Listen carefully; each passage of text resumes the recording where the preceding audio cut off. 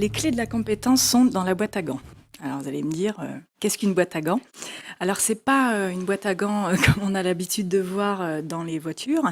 C'est une boîte à gants qui va protéger les salariés, donc notamment dans notre usine de Melox, parce que à l'intérieur, à la place du bébé, ils manipulent du plutonium.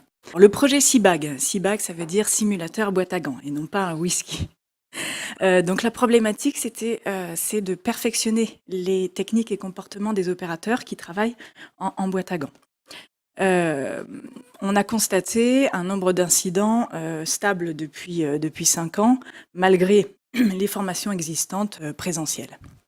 Et l'analyse des incidents a permis de démontrer que la plupart des incidents étaient liés au facteur humain, à hauteur de plus de 70%. Donc pourquoi ces solutions elles ne sont pas satisfaisantes? Alors tout d'abord, on a une faible fréquence de la formation présentielle. On fait une formation initiale de 4 jours, puis un recyclage de formation présentielle au bout de 18 mois. Et cette formation présentielle, elle est collective. Donc il y a une quinzaine de personnes qui vont regarder une personne effectuer l'action avec le formateur. Et puis, la maîtrise du travail en boîte à gants requiert la connaissance parfaite de plus de 30 procédures. Je pilote mon avatar au travers de mouvements. Alors, il faut savoir que ce simulateur, il est tactile, sur un grand écran tactile, qui va permettre de se rapprocher au maximum de la réalité. Parmi les témoignages, on a également un opérateur qui disait, donc je vais vous le lire, « Je suis arrivé avec un a priori négatif, je pensais que cela ressemblerait à un jeu vidéo, mais cela n'est pas le cas, le but pédagogique est évident. » Et d'autres qui ont pu dire « Très bonnes impressions, application très réaliste, sera utile pour améliorer le travail en boîte à gants. » Donc aujourd'hui, les opérateurs utilisent le CIBAG, comme vous l'avez compris, donc simulateur boîte à gants, de façon régulière, une heure par mois.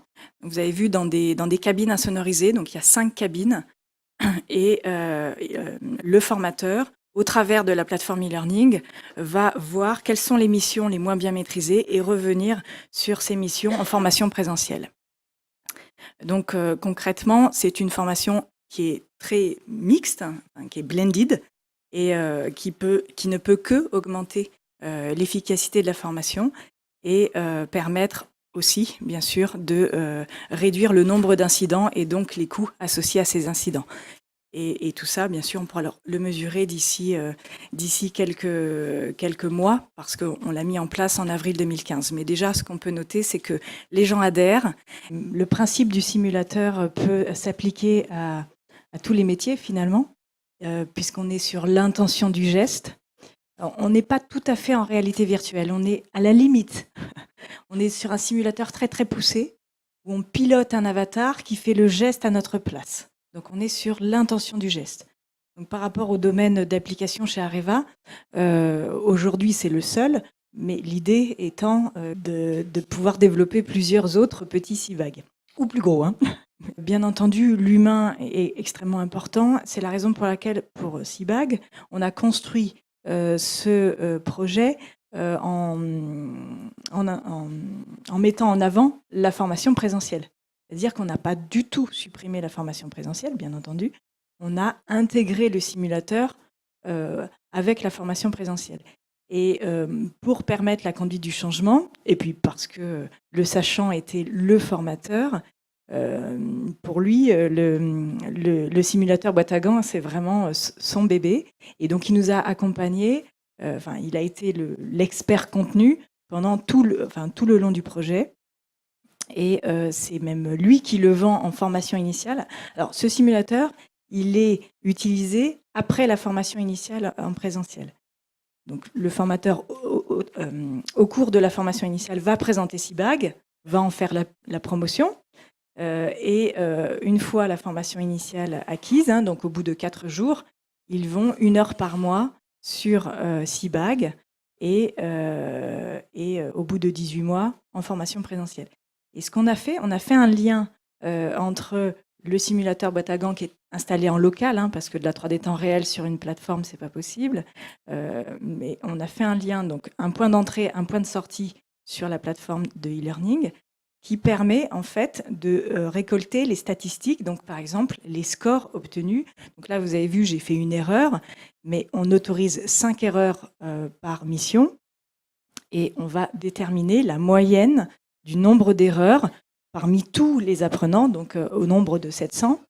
Et donc, ça va indiquer au formateur quelles sont les missions qu'il doit absolument revoir en priorité en formation présentielle. Aujourd'hui, il existe des simulations justement sur les entretiens managériaux, les entretiens annuels, qui sont faits sur étagère par différentes sociétés. Donc ça existe avec un vrai jeu de rôle, comme vous l'expliquiez. Et en fonction du choix du manager, on va avoir bien sûr un débriefing. Donc on est sur le comportemental. Mais au même titre que CIBAG, c'est à la fois du savoir-faire, mais surtout du comportemental. Parce que ce que l'on veut changer, c'est le comportement en boîte à gants des techniciens. Donc le simulateur, en fait, il se prête à tout. Il se prête au savoir, au savoir-faire et bien entendu au savoir-être.